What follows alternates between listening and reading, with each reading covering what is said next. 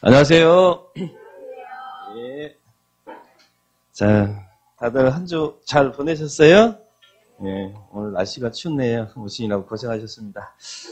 자, 그리고 한 가지 여러분 광고를 하나 할까요? 자, 우리 공법 강의 노트가 나왔어요. 예, 이 강의 노트는 제가 PPT 수업할 때 띄워서 하는 교재이기도 하고, 그리고 또 여러분들 공부하실 때 자꾸 이게 판사하고 막 그러시잖아요. 근데 이 부분에다가 필요한 부분이 있으니 다 들어가 있으니까 필요한 부분 여기에다가 이제 추가로 해서 나중에 시험장에 가실 때 이 두꺼운 책 들고 못 가잖아요. 그러니까 이걸로 단권화 시켜서 이걸로 여러분들이 시험 볼 때까지 계속 보세요. 저도 수업 할 때도 기본서 할 때도 나중에 문제풀이 할 때도 요약할 때도 다 이걸로 다 같이 병행할 거예요. 시험 볼 때까지 이것도 계속 이제 수업 시간에 할 거니까요.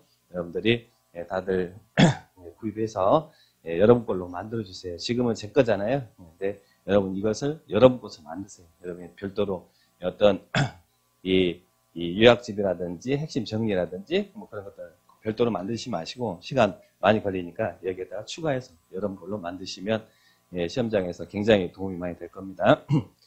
자, 이렇게 광고를 좀 했습니다. 자, 그리고 오늘 지난주에 우리가 정비법 뒤에 관리처분 계획 안 했죠. 근데 이 정비법 관리처분 계획은 생각해 보니까 좀 뒤에 어려운 부분이기도 하고 그래서 그 부분은 제가 1월 달에 이제 좀 정리를 해드리고 이제 이번 주하고 다음 주 남았죠. 남았으니까 건축법하고 주택법하고 이런 기본 개념 꼭 11월 달, 12월 달에 알아야 될 것들 좀 정리를 좀 하도록 하겠습니다. 자, 건축법 볼게요. 페이지 몇 페이지냐면 건축법은 476페이지. 여러분 건축법 시험에 몇 문제 나와요? 몇 문제요? 몇 문제 나올까요? 몰라요? 많이 나와요? 수업 첫 시간 할 때 제가 우리 공법 6개 부분들이 있고 몇 문제 나온다고 다 말씀드렸는데 다 잊었어요? 건축법은 7문제 나옵니다. 7문제. 건축법, 주택법 7문제 나와요. 7문제. 근데 건축법은 그 앞에 있는 도시개발법이나 정비법은 사업 시행에 대한 절차를 두고 있거든요. 그래서 거기는 흐름이라는 게 굉장히 중요한데 건축법은 개별법적인 성격이 강해서 여러분들이 자주 들여다보시면요. 보면 볼수록 점수가 나올 수 있습니다. 그래서 7개 중에 5개는 맞춰야겠다라고 생각하시고 건축법 자주 보시기 바랍니다. 자, 그러면 476페이지 여기에 있는 총칙 그리고 건축법 용어 정리 나왔죠? 자, 용어는 중요할까요? 중요하지 않을까요? 중요합니다. 용어는 자체로 개념 이해도 중요하지만 요즘은 용어 자체로도 시험에 잘 나오니까 모든 법의 용어는 잘 정리를 해 주실 필요가 있습니다. 올해 32회도 나왔네요. 자, 먼저 지하층입니다. 지하층. 자, 지하층. 한번 읽어볼게요. 지하층이란 건축물 바닥이 지표면 아래에 있는 층으로서 바닥에서 지표면까지 평균 높이가 해당 층 높이의 2분의 1 이상인 것을 말한다. 여기 표현했죠. 자, 지하층. 이 지하층이란, 자, 여기 보면, 여기 건물이 있습니다. 우리 영화, 여러분, 기생충 영화 보셨어요? 거기에 주인공들 반지하에 살죠. 자, 반지하. 그 반지하가 정말 지하일까, 지상일까? 자, 이런 것들. 자, 우리 지하층이란 건축물 바닥이 어디 있다고요? 지표면 아래에 있대. 땅속에 있대. 그죠? 땅속에 있어요. 그러니까 지하층이겠죠? 근데 바닥이 지표면 아래에 있는 층으로서 바닥에서 지표면까지. 자, 근데 지표면이요. 여기 지표면이 보니까 고주차가 있대. 이쪽은 좀 높고 이쪽은 낮고. 그리고 여기에 바닥이 이렇게 딱 있네요. 그리고 여기도 이렇게 바닥이 이렇게 있어요. 자, 그러면 아예 건물이 땅속에 들어가 있으면 아예 땅속에 들어갔으면 당연히 지하죠. 근데 이 지상과 지하의 경계에 걸릴 때 이 부분을 지하로 볼 거냐 지상으로 볼 거냐 이 기준이에요. 그러면 지하층이란 건축물 바닥이 지표면 아래에 있는 층으로서 바닥에서 지표면까지 평균 높이가 여기가 평균 높이죠. 그리고 당의 층 높이. 그러면 여기서 여기까지가 해당 층이잖아요. 그죠? 그러면 당의 층 높이인데 이걸 여러분 뭐라고 불러요? 요거. 바닥이죠? 바닥이 두꺼워요? 안 두꺼워요? 그죠? 바닥이 두껍죠? 안 두꺼우면 한 명씩 사라질 거 아니에요? 수바닥. 퉁퉁퉁. 자, 그러니까 이 바닥 구조체인데 바닥 구조체 아랫면 여기를요. 그러니까 여기서 보면 이것도 바닥 구조체잖아요. 아랫면은 나중에 반자라고 해요. 반자. 그래서 여기서부터 여기까지 반자 높이라고 그러고 바닥 구조체 윗면 여기를 이제 층고라고 하는데 그러면 이 지하층의 개념은 바닥에서 지표면까지 평균 높이가 당의 층 높이, 당의 층 높이의 2분의 1 이상이면 해당 층이다. 즉 쉽게 말해서 해당 층에서 땅속에 들어가져 있는 평균적인 부분이 위에 올라가져 있는 평균적인 부분보다 깊으면 해당 층은 뭐가 된다고요? 지하층이다. 그러면 이 바닥면에서 이 층고까지 높이가 5m이고 그리고 이 바닥면에서 지표면까지 평균 높이가 3m면 이것은 지하층이에요? 지하층이 아니에요? 땅속에 해당 층에서 땅속에 들어가 있는 부분이 위에 올라가 있는 부분보다 깊잖아요. 2분의 1 이상이잖아요. 그러니까 이것은 뭐라고 표현한다고요? 지하층이다. 그러면 지하층이다 라고 표현합니다. 그럼 여기 같은 경우는 지하층. 그럼 여기가 지상층이겠네요? 여기가 1층이겠네? 그리고 여기가 2층이고 여기가 3층이겠죠.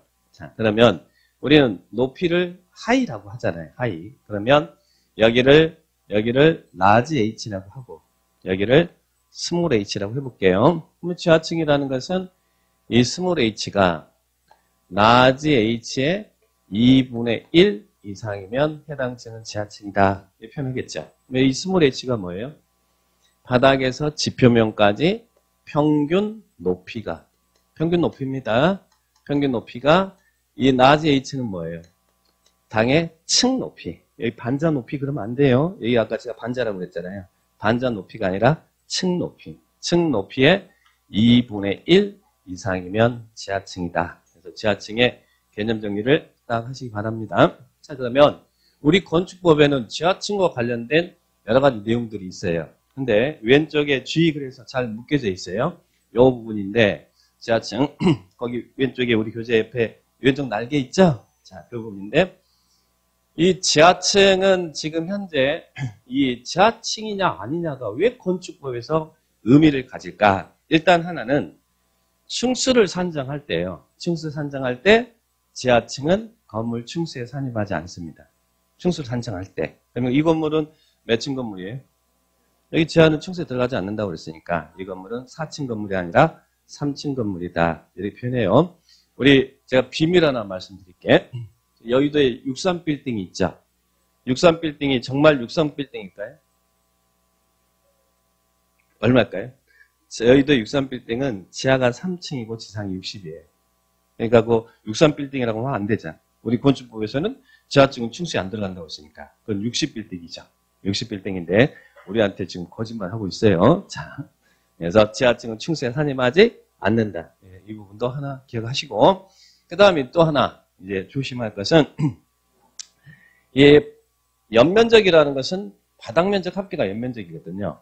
자, 그러면 여기가 이제 지하층의 바닥면적이 100제곱미터이고 그리고 1층의 바닥면적이 100제곱미터이고 2층의 바닥면적이 100제곱미터이고 3층의 바닥면적이 100제곱미터예요.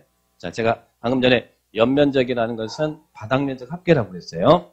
그러면 이 건물의 연면적은 얼마입니까? 이렇게 물어보면 즉 지하층의 바닥면적은 연면적을 산정할 때 포함을 시킬 거냐 이거죠.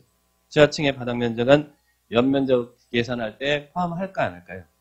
예, 조심할 것은 지하층의 바닥면적은 연면적에 산입합니다. 그러니까 이 건물의 연면적은 얼마냐 그러면 400이라고 해야 돼요. 그런데 안 한다라고 하는 것은 뭐 때문에 안 한다고 하냐면 이 용적률을 산정할 때 지하층의 바닥 면적은 연면적에 산입하지 않는다는 얘기예요. 용적률은 우리 용적률이란 대지 면적에 대한 건축 연면적 비율을 이야기하는데 위에서 터 잡아서 밑에서 위로 올리는 게 용적률이잖아요. 근데 지상에서 얼마큼 올라갈 수 있느냐예요. 그러니까 지하층의 바닥 면적은 용적률을 계산할 때는 연면적에 안 들어가요. 그러면 이 용적률 계산할 때 연면적에 포함되는 게 좋아요? 포함이 안 되는 게 좋아요?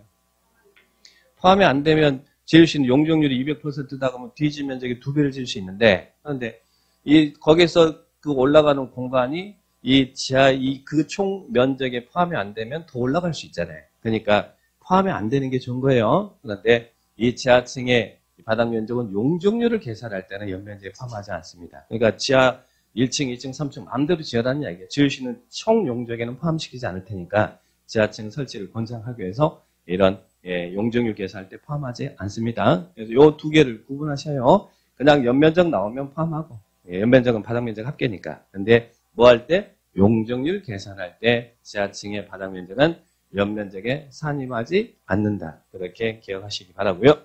그 다음에 또 하나, 지하층 설치는요.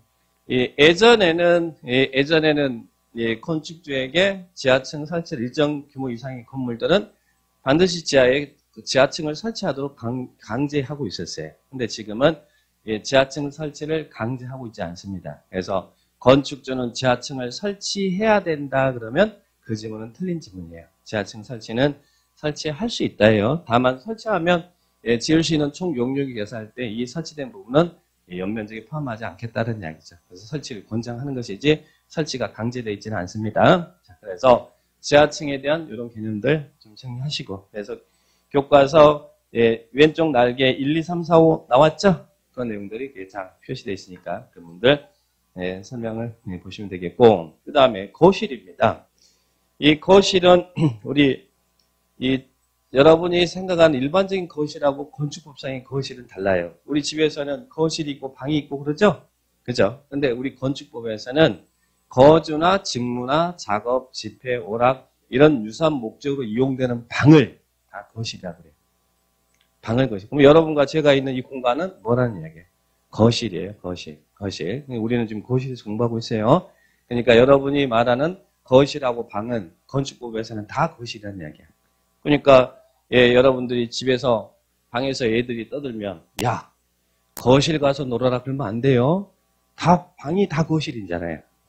응접실에서 놀아라 이렇게 해야 됩니다. 그래서 거실은 뭐라고요? 방을 말한다. 그래서 2번에 거주, 직무, 작업, 집회, 오락 그 밖에 이와 비슷한 목적을 위해서 사용되는 방을 거실이라고 합니다. 건축법에서는 방이란 용어를 안 써요. 다 거실이란 용어를 쓰더라. 이렇게 기억하시고.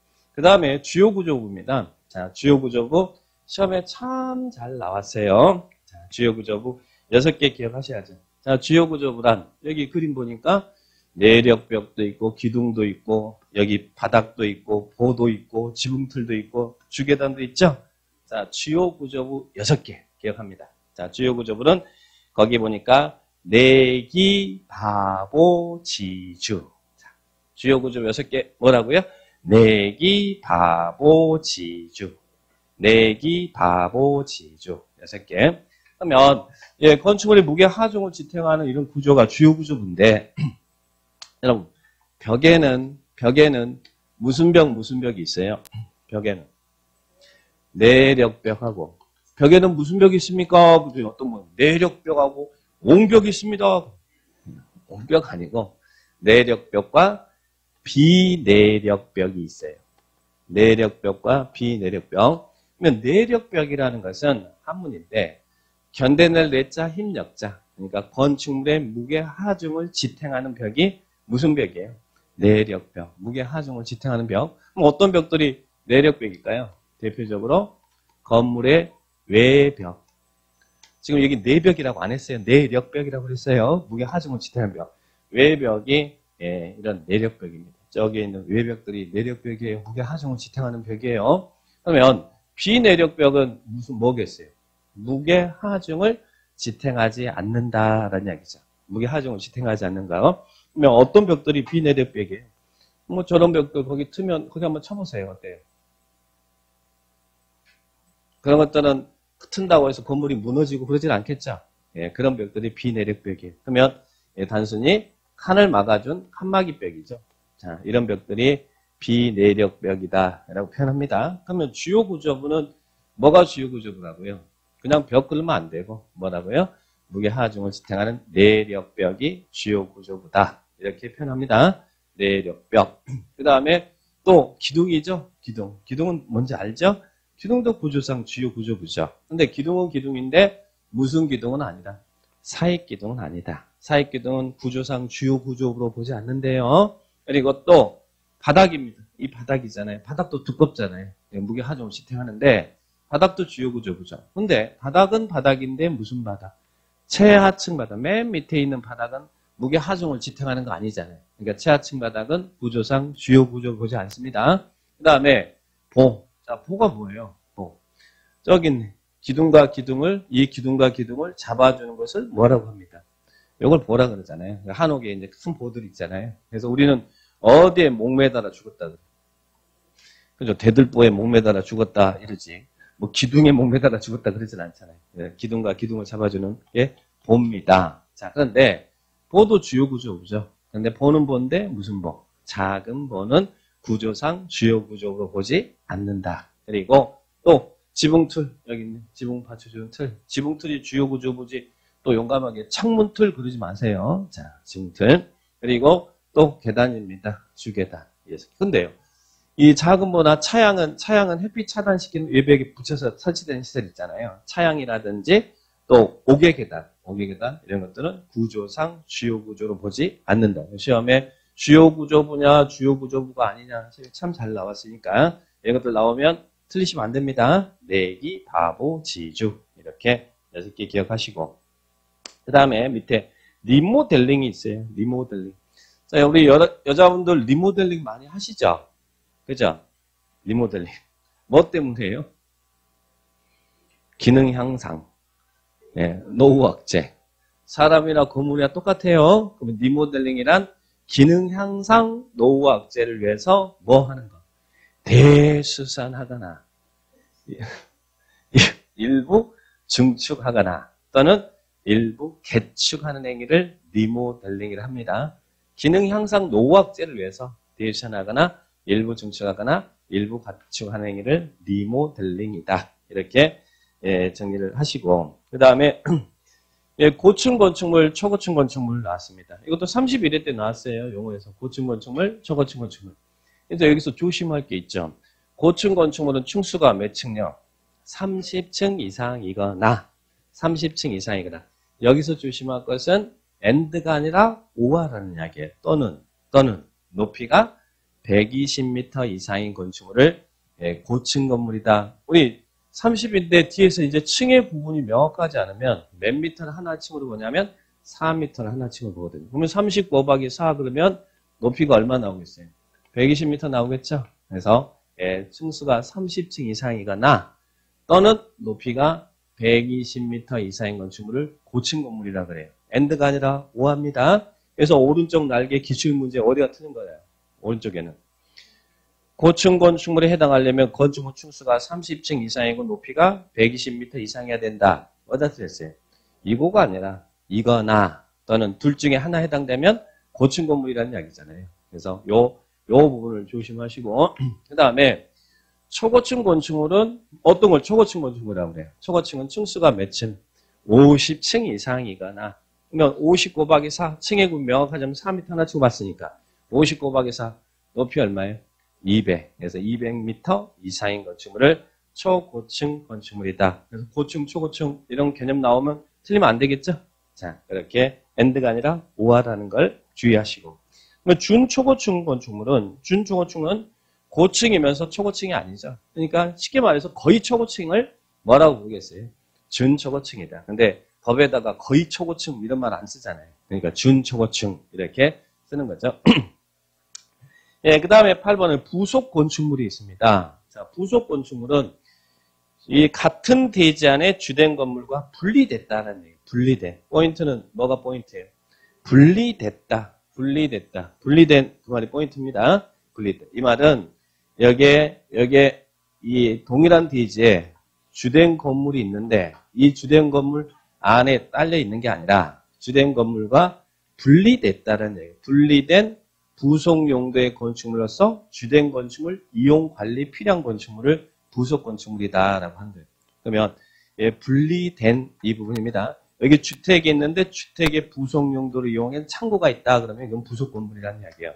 또 업무용 빌딩이 있는데 이 업무용 빌딩에 이 동일한 대지 밖에 여기에 구내식당이 설치된다. 그러면 그 구내식당도 부속 건축물이에요. 이 안에 있는 구내식당이 아니라 여기에 있는 구내식당이 부속 건물이라는 이야기예요. 그래서 나중에 이제 주된 건물이 있는데 부속 용도의 부속 건물이 지어지면 이것을 신축으로 볼 거냐, 중축으로 볼 거냐 이런 또 이런 개념 정리가 필요할 거예요. 그래서 일단 부속 건물은 분리되어 있다. 그 부분을 딱 체크하시기 바라고 그 다음에 결합건축은 옆에다가 하나 써놓으세요. 결합건축은 용적률 거래제도 이렇게 용적률 이제는 용적률 거래할 수 있어요. 그렇게만 하나 써놓으시면 돼. 그 다음에 10번 다중이용 건물입니다. 자, 다중이용 건축물 이것도 종전에 다중이용 건축물, 준다중이용 건물 이렇게 나왔는데요. 참 실제하기 편하죠. 다중이용 건물은 사람들이 많이 이용하는 건물이겠죠. 자, 그런데 다중이용 건축물이란 다음에 해당하는 건축물을 말한다. 나왔죠. 근데 여기서 1번과 2번이 AND가 아니라 O합니다. 이 둘 중에 하나에 해당되면 즉 바닥 면적 합계가 5,000제곱미터 이상인 이러이런 용도의 건축물이나 또는 용도에 상관없이 층수가 16층 이상인 건축물은 다중이용 건물이다. 둘 중에 하나에 해당되면 다중이에요. 그러면 첫 번째 1번을 보니까 바닥 면적 합계가 얼마예요? 5,000제곱미터 이상인 이러이런 용도의 건축물은 다중이용 건물이다. 바닥 면적 합계가 5,000제곱 이상인 어떤 용도의 건축물? 자, 여기도 좀 외우셔야 돼요. 자, 지금 뭐 당장은 아니지만 나중에 반복하면 됩니다. 지금부터 막 외우려고 스트레스 받지 마시고 자주 보다 보면 언젠간 외우십니다. 예, 문, 종, 판, 여, 종, 관. 바닥 면적 합계가 5,000제곱 이상인 문종판, 여종관은 다중이용 건물이다. 문종판, 여종관, 문종판, 여종관. 바닥 면적 합계가 5,000제곱 이상인 문종판, 여종관. 자, 먼저 5,000제곱 이상 기준. 5,000제곱 이상인 문화 및 집회시설. 문화 및 집회시설은 보고 즐기는 시설이죠. 그래서 우리 공연장이라든지 관람장이라든지 전시장이라든지 미술관이라든지 박물관이라든지 애식장이라든지 이런 것들 다 문화 및 집회시설이에요. 5,000 이상인 문화 및 집회시설은 다중이용 건물입니다. 또한 무엇은 빼고? 동물원, 식물원은 빼고 동물원, 자, 문. 그 다음에 종교시설이 뭐예요, 여러분? 종교시설이. 교회죠, 교회 성당. 5,000 이상인 종교시설은 다중이용 건물이다. 문종판. 판은 뭐예요? 판매시설. 판매시설의 대표적인 게 뭘까요? 백화점, 백화점. 그죠, 백화점. 5,000 이상인 이런 판매시설. 예, 다중이용 건물입니다. 문종판. 그리고 운수시설 중 여객용시설. 여객용시설이 뭐예요? 고속버스 터미널이잖아요. 그죠? 여객 자동차 터미널. 자, 이런 것들은 다중이 이용하는 건물입니다. 여객용시설, 여객용시설. 자, 그 다음에 의료시설 중 종합병원. 대학병원 있죠? 예, 다중이용 건물이고. 그 다음에 숙박시설 중 관광숙박시설이에요. 뒤에서 좀 이따 이제 숙박시설도 뭐 종류도 배울 텐데 일반 숙박도 있고 관광도 있고 생활도 있고 막 그러거든요. 숙박시설 중 무슨 숙박시설? 관광 숙박시설. 문종판 요정관. 문종판 요정관. 또는 예, 층수가 몇 층 이상요? 16층 이상인 건축물은 다중이용 건물이다. AND가 아니라 O합니다. 16층 이상이면 용도에 상관없이 다중이용 건물이다. 이렇게 이해를 하시기 바랍니다. 그런데 뒤로 넘겨보니까 준다중이용 건물이 있어요. 그러면 준다중이용 건물은 뭐라고 정의하고 있어요? 다중이용 건축물 외의 건축물로서 다중이용 건축물 외의 건축물로서 바닥 면적 합계가 1,000제곱미터 이상인 다음 용도의 건축물을 말한다 나왔죠? 그죠? 다중이용 건축물 외의 건축물로서 바닥 면적 합계가 1,000제곱 이상인 다음 용도의 건축물을 말한다. 그래서 거기 준다중에 해당되는 게 밑에 넘버 12개가 나오죠? 그런데 거기에 보면 1번, 2번, 3번, 4번, 5번, 9번을 보니까 뭐하고 똑같아요? 1번, 2번, 3번, 4번, 5번, 9번이 여기에 있는 다중이용 건축물 문종판 요정관이잖아요. 그죠? 문종판 요정관이잖아요. 1번, 2번, 3번, 4번, 5번, 9번이 문종판 요정관이잖아요. 그러면 1번, 2번, 3번, 4번, 5번, 9번 문종판 요정관은 바닥 면적 합계가 5,000 이상이면 다중이용 건물이고 5천 미만 1천 이상이면 준다중이라는 이야기잖아요.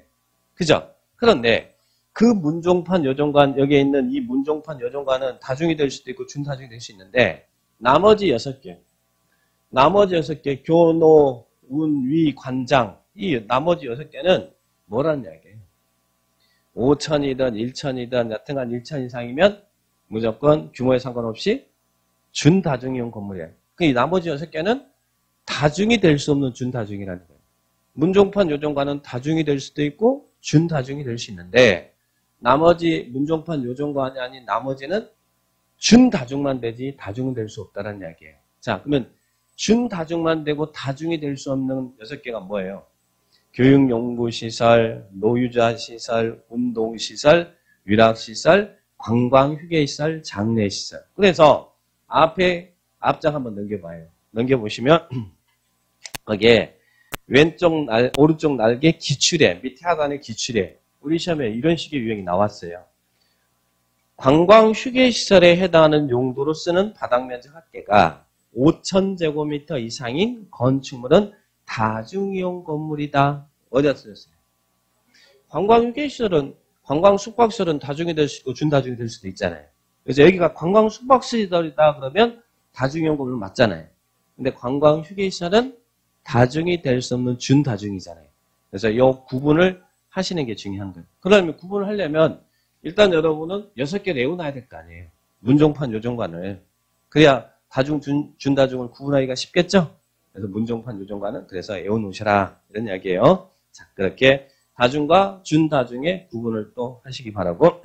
그 다음에, 밑에 이제 12번 건축 관계자 나왔는데, 자, 여러분.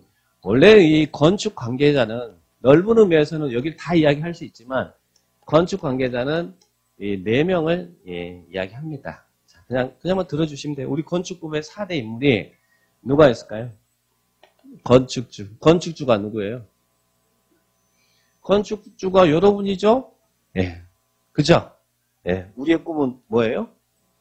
건물주예요? 자, 건물주. 자, 건물 주인이지, 건축주. 자, 그럼 여러분이 건축주. 그럼 설계자가 누구예요? 설계하는 사람이지, 설계하는 사람. 그죠?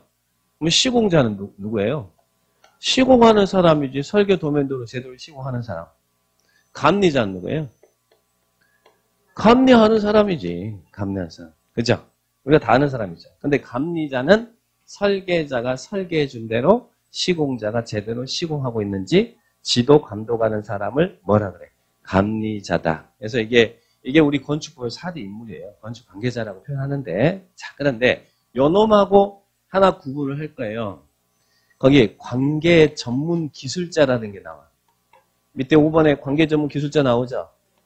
이 관계 전문 기술자를 구분하셔야 돼요. 그래서 나중에 우리 건축 분쟁 전문위원회 올해 시험에서 나왔는데 이 건축 분쟁 전문위원회에서 조정하는 대상이 아닌 것은 나왔어요. 그때 이제 건축 분쟁 전문위원회에서 조정한 대상은 건축 관계자 간의 분쟁, 건축 관계자와 관계 전문 기술자 간의 분쟁, 건축 관계자와 주민 간의 분쟁. 거기서 이제 건축 분쟁 전문위원회에서 관계 전문 기술자와 그리고 건축 관계자라는 용어가 나오니까 이렇게 좀 구분해서 먼저 정리하는 거예요. 자, 그러면 관계 전문 기술자란 누굴 이야기해요? 여기 보니까 구조나 설비에 있어서 전문 기술 자격을 보유하고 그랬죠.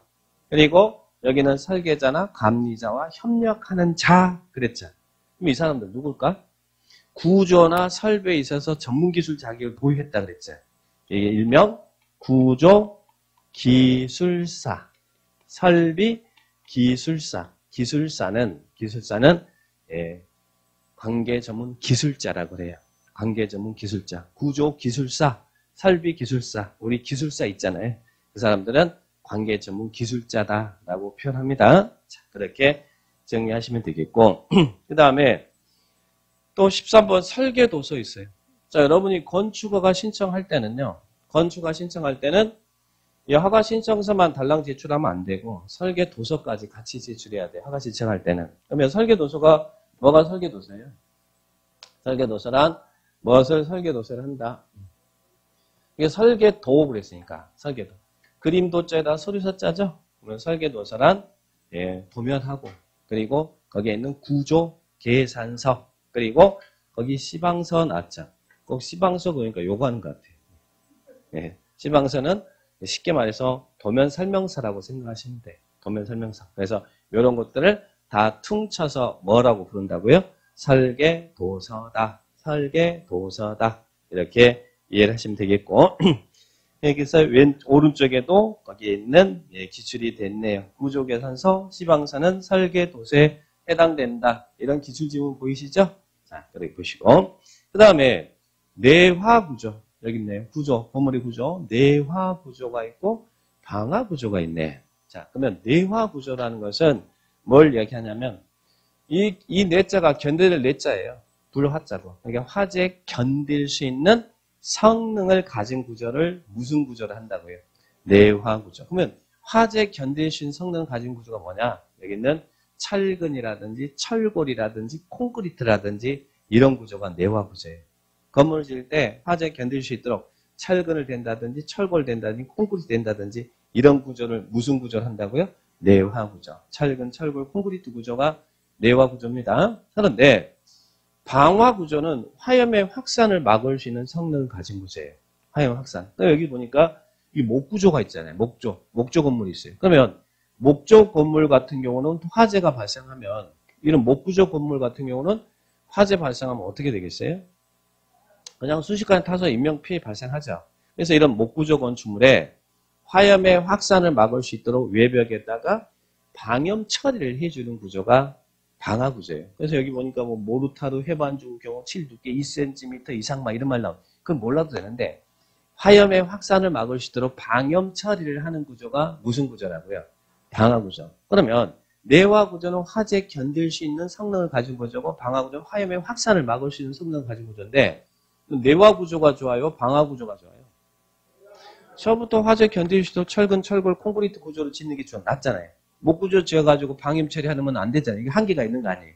그죠? 그러면 우리 나중에 건축법 뒤에서 방화지구 우리 국토계획법에서 배웠는데 방화지구는 화재 위험 예방을 위해서 지정하는 거잖아요. 그러면 방화지구 안에서 건물을 지을 때, 이 방화지구 안에서 건물 지을 때 건물의 주요 구조 외벽은 내화구조로 설치하겠어요? 방화구조로 해야겠어요? 좋은 게 내화구조라고 그랬잖아요. 그래서 방화지구 안에서 건물을 짓을 때는 내화구조를 의무적으로 사용해야 돼. 그래서 우리 건축법에서 내화구조라는 단어가 잘 나온다. 그래서 용어 정리에 화재에 견딜 수 있는 성능을 가진 구조를 무슨 구조라고요? 내화구조. 철근, 철골, 그죠? 그리고 방화구조는 화염의 확산을 막을 수 있는 성능을 가진 구조를 방화구조다. 그렇게 개념 정리하시고 그 다음에 또 재료를 보니까 거기 난연재료, 불연재료가 있나요? 네. 그러면 거기에 있는 난연재료는 무슨 재료예요? 불에 타긴 타는데 잘 타지 않는 재료. 그죠? 그러면 불연재료는 뭐예요? 불에 타지 않는 재료. 그러면 불에 타지 않는 재료가 좋아요? 아니면 불에 잘 타지 않는 재료가 좋아요? 네? 예, 불에 타지 않는 게 좋지. 타긴 타는데 잘 타지 않는 것 그러면 안 돼요. 예, 불연재료. 불에 타지 않는 게 좋죠. 그래서 방화지구 안에서는 구조는 내화구조로 건물 짓고 외벽의 마감 재료는 불에 타지 않는 불연재료로 사용해야 된다. 그래서 건축법에 내화구조, 불연재료라는 단어가 잘 나옵니다. 나오니까 내화구조, 불연재료 이런 의미는 간단하게 체크를 해 주셔야 돼. 반대 개념 방화구조, 난연재료 이렇게 비교해서 정리하겠죠? 자, 그런 분들 딱 체크해 놓으시기 바라고. 자, 그 다음에 뒤로 넘겨보세요. 자, 이제 발코니입니다. 예, 발코니는 뭐가 포인트예요? 발코니란 건물 외부와 내부를 연결한 완충 공간으로서 전망이나 휴식 등의 목적으로 외벽에 부가하여 설치하는 공간을 말한다. 거기 줄 서 있어요. 이 경우 주택에 설치되는 발코니는 자, 주택에 설치되는 발코니 거기 줄 수 있어요. 예, 주택에 설치되는 발코니는 그 밑에 필요에 따라서 거실, 침실, 창고 등의 용도로 사용할 수 있다. 거기를 딱 줄쳐주시기 바랍니다. 주택에 설치되는 발코니는 필요에 따라서 어떻게 할 수 있다. 거실, 침실, 창고 등의 용도로 사용할 수 있다. 이 말은 발코니 확장이 합법적이다 이 말이잖아요. 그래서 아파트 분양받을 때 제일 먼저 물어보는 게 뭐예요? 발코니 틀 겁니까? 물어보잖아요. 왜 우리 뭐 주택에 설치된 발코니는 필요에 따라서 거실, 침실, 창고 등 용도로 사용할 수 있다 그랬잖아요. 그런데 조심할 것은 발코니 확장이 합법적인 것은 대상이 주택입니다. 주택에 설치되는 발코니는 필요에 따라서 거실, 침실, 창고 등의 용도로 사용할 수 있더라. 그 부분을 딱 체크하시기 바라고. 예, 그 다음에 뭐 특별건축구역은 나볼 것이고요. 자, 밑에 19 특수구조 건축물. 자, 올해 특수구조 건축물이 예, 이 부분이 우리 문제에서 답이 됐어요. 자, 특수구조 건축물이란 다음에 해당하는 건축물을 말한다. 특수구조 건축물. 1번 한쪽 끝은 고정되고 다른 끝은 지지되지 않는 구조로 된 보호 차양 등이 외벽의 중심선으로부터 몇 미터 이상 돌출됐어요. 3m. 쉽게 말해서 보호나 차양이 3m 이상 돌출되어 있는 건축물은 무슨 구조 건축물이라고요? 특수구조 건축물이라는 이야기예요. 보호나 차양이. 자, 이게 건물이 이렇게 있는데 건축물의 외벽에 한쪽 끝은 고정되고 한쪽은 지지되지 않는 이런 보호나 차양 시설이 몇 미터 이상 돌출되어 있으면 3m 이상 돌출되어 있는 건축물은 특수구조 건축물이다. 그래서 보호 차양이 3m 이상 돌출된 건축물은 특수구조 건축물이다. 그리고 또 하나는 두 번째는 기둥과 기둥 사이 거리. 자, 이 기둥 있죠? 이 기둥과 기둥 사이 거리가 몇 미터예요? 10m예요? 20m예요? 20m. 나중에 뒤에서 10m라는 또 기준이 나오거든요. 근데 특수구조 건축물은 기둥과 기둥 사이 거리가 20m 이상인 건축물은 특수구조 건축물이다. 이렇게 정리하시고.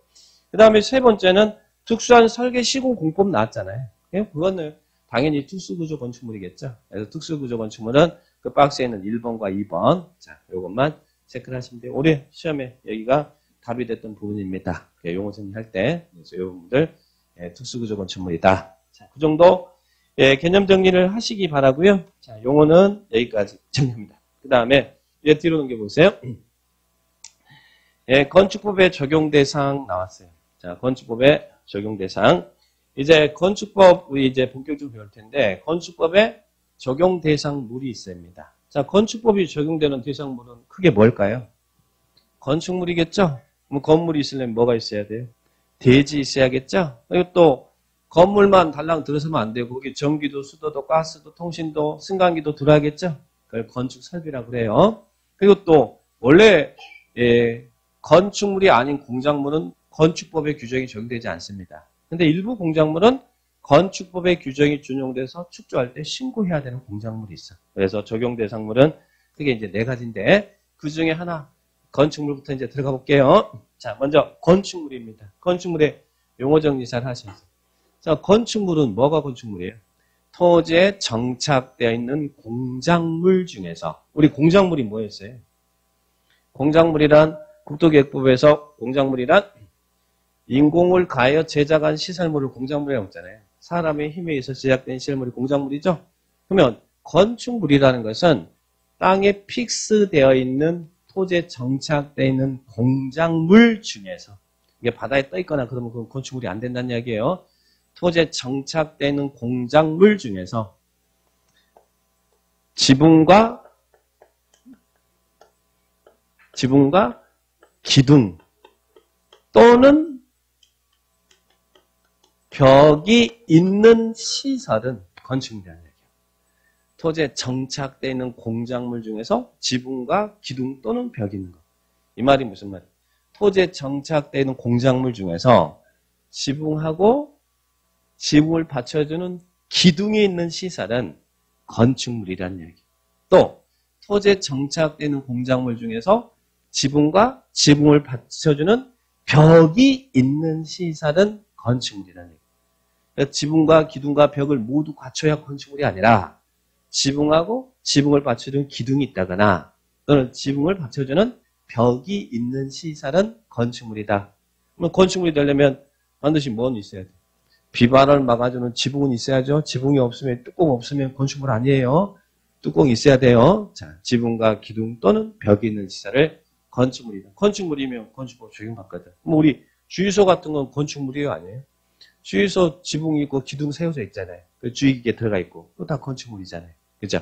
지붕과 기둥 또는 벽 있는 시설. 그러면 이게 건축물이고 또 두 번째, 이에 딸리는 시설. 이것에 딸리는 대문이라든지 담장이라든지 이런 것들도 건축물이라는 이야기예요. 근데 여기서 조심할 것은 이런 것에 딸리는 대문, 담장이 건축물이지 그냥 대문이나 담장은 그냥 공작물입니다.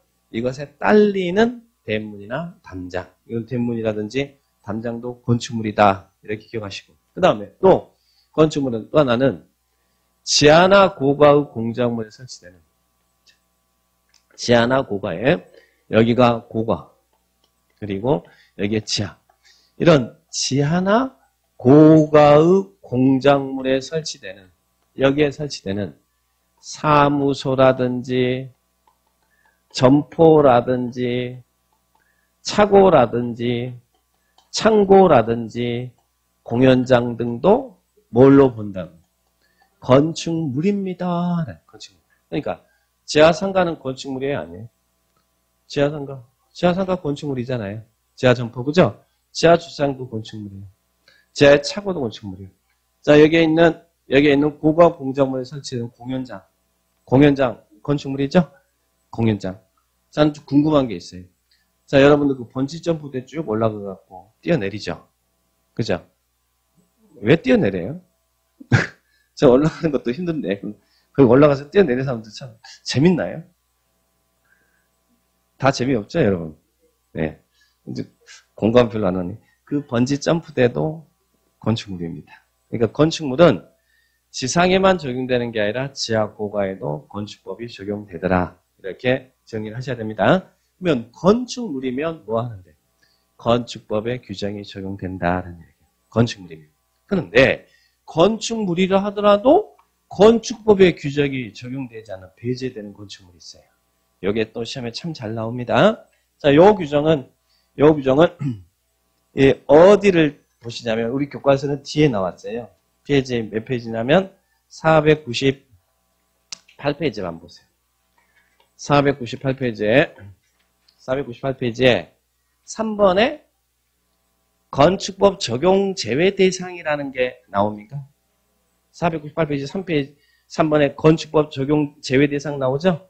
건축물이지만 이러이러한 건축물은 건축법의 규정을 적용하지 않습니다.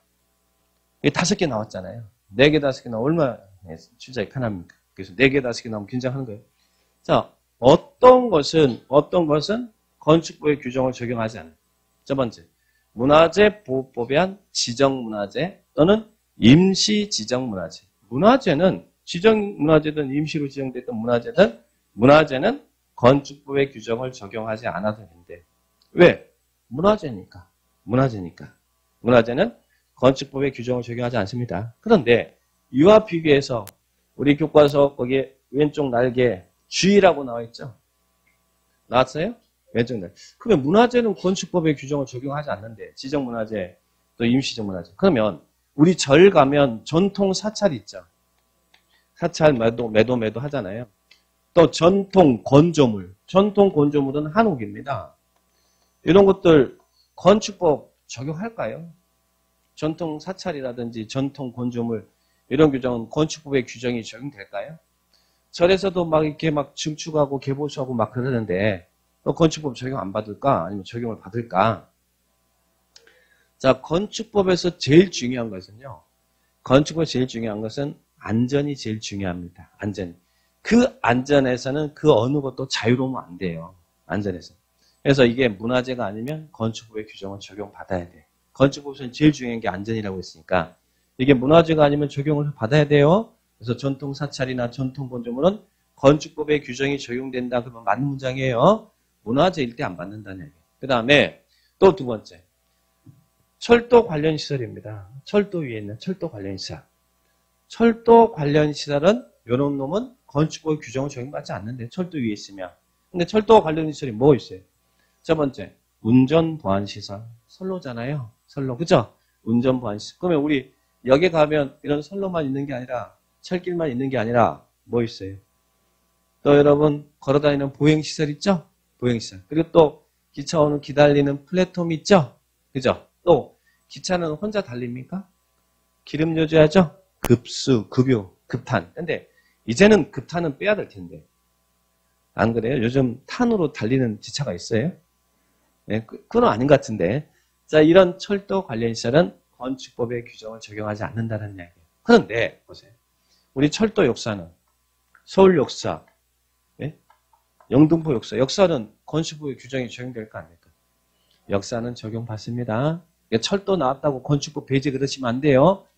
이 건축법의 규정이 적용되지 않는 철도 관련 시설은 네 가지란 이야기예요. 운전 보안 시설, 선로 시설하고 보행 시설, 플랫폼, 급유, 급탄, 급수 시설. 이런 철도 관련 시설이 건축법의 규정을 적용하지 않습니다. 자, 그렇게 예정하시고. 그리고 또 고속도로 통행용 징수 시설. 고속도로 통행 징수 시설은 어디에 있어요? 도로 위에 있죠. 우리 하이패스 통과할 때, 그죠? 고속도로 통행용 징수 시설. 그러면 여러분은 그러세요. 하이패스 통과할 때, 야, 너는 건축법 아니야. 도로법이야. 이렇게 고속도로 통행료 징수시설은 건축법 규정을 적용하지 않아요. 근데 또 고속도로 통행료 징수시설 그랬더니 고속도로만 죽어라고 외워놓고 고속도로 휴게소 나오니까 적용하지 않는다 그러면 안 돼요. 휴게소는 건축법 적용하는 거예요. 고속도로 통행료 징수시설 하이패스. 자, 그 다음에 또 네 번째 컨테이너를 이용한 간이창고. 자, 이것도 최근 시험에 나왔었는데 컨테이너를 이용한 간이창고가 컨테이너 박스죠. 근데 박스가 어떻게 이용될 때? 창고로, 간이 창고로. 근데 여기는 우리 시험에 컨테이너를 이용한 주택 그래서. 주택은 건축법 적용해야 하네요. 우리 컨테이너를 이용한 주택도 많이 지어지잖아요. 컨테이너로. 그거 다 건축법 적용합니다. 컨테이너 이용한 사무실도 건축법 적용을 해요. 뭐가 안 된다? 창고, 컨테이너. 근데 그 창고도 어디에 있을 때? 공장 안에 이동이 용이한 것에 한한다 이 말. 그러니까 공장 안에 이동이 용이한 컨테이너를 이용한 간이창고가 건축법의 규정이 적용되지 않습니다. 공장 안에 이동이 용이한 컨테이너를 이용한 간이창고가 건축법의 규정이 적용되지 않는다. 나오겠죠?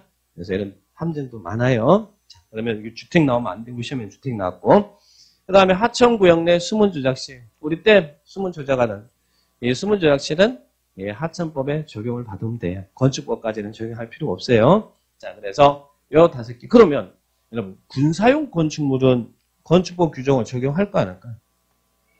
군사용 건축물. 군발이는 죽어도 돼요?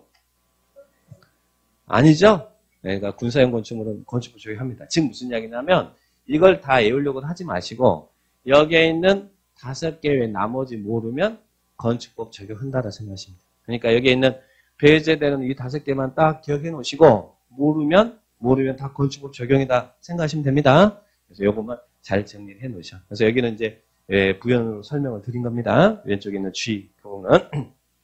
자, 그 다음에 앞으로 다시 가볼까요? 자, 건축물을 정리했고, 자, 건축물. 근데 건물이 지어지려면 뭘 해야 된다고요? 건물이 지어지려면 땅이 있어야죠? 자, 그래서 대지가 있어야 돼, 대지. 근데요, 농지에다 여러분 건물 지을 수 있어요? 농지에다가 거기다 건물 지을 수 있어요? 농지에는 건물 못 짓습니다. 임야에다 건물 지을 수 있어요?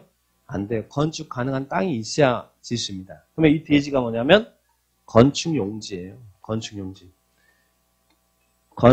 대지가 있어야 건물 지을 수 있다는 이야기예요. 그런데 이 대지란, 자, 이렇게 나왔네. 대지란 원칙은 저기 있네요. 우리 공간법에 의해서, 공간법을 지적법이라고 하죠. 예, 지적법, 즉 공간법에 의해서 각 필지로 구획된 토지를 말한다. 즉 원칙은 1필지 1대지가 원칙이라는 얘기. 자, 여러분 필지가 뭐예요? 지적법 시간에 필지를 어떻게 배웠어요? 필지란 하나의 지번이 붙은 토지 등록단이다. 그러죠? 그러니까 이게 17지번이 있다고 하면 이게 한 필지잖아요. 그러면 원래 건축용지는 1필지 1대지가 1필지 1건축용지가 원칙이라는 거예요. 하나 필지가 하나의 대지가 되는 게 원칙이라는 이야기예요. 1필지 1건축용지가 원칙이다. 1필지 1대지가 원칙이다. 그런데 예외적으로 둘 이상의 필지를 2 이상의 필지를 하나의 대지로 보는 경우도 우리 교재에 6가지가 이렇게 나오네요. 이 이상의 필지를 하나 대지로. 근데 여기 부분은 여러분 큰 틀만 이렇게 정리하면 돼요. 이 대지는 뒤에서 적용이나 안전이나 공개 공지 그쪽에서 중요한 것이지 여기는 개념 정리만 하시면 돼요. 그러면 우리 6가지가 있는데 예를 들면 개념만 이해하세요. 여기에 두 필지가 있어. 17지번, 18지번. 두 개 필지죠? 지번이 두 필지잖아요. 근데 이 두 필지에 하나의 건물이 이렇게 걸쳐서 건축된대. 그럼 이건 뭐예요? 그 필지를 합한 토지는 하나 대지잖아요. 하나의 건축용지죠? 그래서 이 이상의 필지를 하나 대지로 보는 경우도 있다. 그래서 거기 6가지 사례가 있어요. 근데 그 큰 목차만 기억해 놓으시라는 1필지 1대지만 있고 2 이상의 필지를 하나 대지로 보는 경우는 없다. 이런 문장 나오면 틀리다는 이야기예요. 그리고 또 하나는 반대로 오른쪽에 3번에 하나 이상의 필지 일부를 하나 대지로 할 수 있는 토지 나왔죠. 자, 이제 반대로 뭐예요? 어떤 개념이에요? 1 이상의 필지 일부를 하나의 대지로 필지 일부를 하나의 대지로 보는 경우도 있습니다. 그래서 거기 5가지 경우가 쭉 나오잖아요. 그죠? 여기도 개념만 이해하시면 됩니다. 자, 어떤 거? 제가 대지라는 것은 건축 용지를 이야기한다고 했잖아요. 그죠? 농지는 대지가 아니죠. 농지에다는 건물 못 쳐요. 자, 이 건물 짓는 조건이 있으니까 농지에다는 건물 못 쳐요. 그런데 여기 17지번 농지가 있어요. 17지번 농지가 있는데 여기에 일부에 대해서 농지 전용 허가를 받았어. 농지를 전용하겠습니다 라고 허가 받았어. 그러면 이 허가 받은 이 부분은 뭐가 된다는 거예요? 하나의 대지다. 그래서 일부를 하나 대지로 보는 경우도 여기 5가지 사례가 나옵니다. 그래서 이 정도 개념만 정리하세요. 대지란 건축용지고 1필지 1대지가 원칙이지만 2 이상의 필지를 하나 대지로 보는 경우도 있고 2 이상의 필지 일부를 하나 대지로 보는 경우다. 이 대지는 뒤에서 중요하니까 이 정도 개념만 이해하시기 바라고요. 예, 그 다음에 483 건축 설비 나오나요? 설비 종류 외울까요? 안 외울까요? 외우지 마세요. 자, 설비는 건축법을 적용한다 이 정도만 정리하면 돼요. 적용되는 겁니다. 자, 건물 지으면 전기도 수도도 가스 들어올 거 아니에요. 자, 그러면 얘 뒤로 넘기시면 예, 일부 공작물입니다. 시험에서 그래서 이 건축물하고 예, 이걸 잘 내죠. 책은 여기서도 2번 나왔고요. 암기해야 될 거죠. 근데 자주 보면 이제 암기를 하답니다. 자, 원래 공작물은 건축물이 아니잖아요. 건축물이 아니니까 건축법의 규정을 적용하지 않겠죠. 근데요, 일부 공작물은 건축법, 축조시 건축법의 규정이 준용돼서 신고를 해야 되는 공작물이 있대요. 일부 공작물은 축조시 건축법의 규정이 준용이 돼서 신고를 해야 되는 공작물이 있대요. 자, 어떤 공작물입니까? 단수지 암기를 해야 되는데 이렇게 나오네요. 이용담, 사탑, 육굴철, 팔고, 오태양. 이용담, 사탑, 육굴철, 팔고, 오태양. 어때요? 느끼해요? 네? 다른 데서 선생님 느끼해요 그러던데. 저 진실된 사람입니다. 자. 이용담, 사탑, 육굴철, 팔고, 오태양. 몇 번 하다 보면 또 자연스러워져요. 이용담, 사탑, 육굴철, 팔고, 오태양. 오태양은 알죠? 자, 보면 넘는단 말 무슨 말이에요? 넘친다, 초과한단 말이죠? 이럴 때는 신고해요. 자, 이제 하나씩 들어가 봅니다. 이옹담, 2m 넘는 옹벽. 2m 넘는 옹벽을 축조할 때는 신고를 해야 돼요. 또 2m 넘는 담장. 2m 넘는 담장을 축조할 때는 건축법의 규정이 준용돼서 신고해야 됩니다. 넘을 때 이야기죠? 이옹담. 그리고 사탑 그랬어요. 사탑은 4m 넘는 기념탑, 4m 넘는 장식탑, 4m 넘는 첨탑. 첨탑이라는 건 끝이 뾰족한 탑을 첨탑이라고 해요. 교회 가면 많이 있잖아요. 그죠? 4m 넘는 첨탑. 그리고 4m 넘는 광고탑. 그러니까 탑은 다 기념탑, 장식탑, 첨탑, 그리고 광고탑. 다 탑이잖아요. 탑은 몇 미터? 4m 넘을 때. 예전에는 기념탑, 장식탑은 6m였거든요. 근데 지금 기준 관하에서 다 4m야. 사탑. 그리고 육굴철. 자, 6m 넘는 굴뚝. 굴뚝은 몇 미터요? 6m 넘을 때. 그리고 이 철은 이것도 탑인데 탑할 중에 이놈만 따주세요. 예, 철은 운동시설을 위한 철탑. 통신용 철탑. 그래서 여기는 탑이라고 안 하고 철이라고 해놓은 거예요. 요놈만 6m예요. 요놈만. 그러니까 기준이 완화된 것이고 4m가 기준이 강화된 거잖아요. 그죠? 사탑, 육굴철, 그리고 팔고가 뭐예요? 고가 수조가 뭡니까? 수조가. 물탱크잖아요. 물 담아둔 통이잖아요. 8m 넘는 고가수죠. 8m 넘는 고가수죠. 8m 넘는 고가수는 축조할 때 건축부 규정을 준용해서 예, 신고해야 돼요. 그래서 고가에 설치된 수조, 물탱크, 그죠? 8m 넘는 고가수죠. 그 다음에, 태양. 태양 에너지를 위한 발전 설비. 태양 에너지 5째잖아요. 태양 에너지. 우리 태양광 시설 있죠? 이런 넘는 공작물을 축조할 때는 신고다. 그래서 단순히 암기해야 될 부분이에요. 근데 몇 번 하다 보면 쉬워져요. 이용당, 사탑, 육굴철, 팔고, 태양. 반응들은 영 아니네. 안 될 것 같다, 이 말이에요? 예? 안 될 것 같아? 돼요. 자, 그 다음에 또 하나 이제 다 넘는인데 이하가 하나 있어, 이하. 보니까, 그것도 8이네. 8m 이하잖아요, 여기는. 초과가 아니라 넘는이 아니라 8m 이하의 기계식 주차장 및 철골 조립식 주차장으로서 외벽이 없는 것. 우리 주변에 기계식 주차장 많이 있잖아요. 그 높이가 8m 이하면 건축법의 규정이 준용돼서 신고를 해야 된다는 얘기예요. 그러면 이제 궁금한 게, 아니 그러면 8m를 넘어가는 초과하는 기계식 주차장은 어떻게 합니까? 어떻게 해야 돼요? 8m 지금 이하라고 그랬잖아요.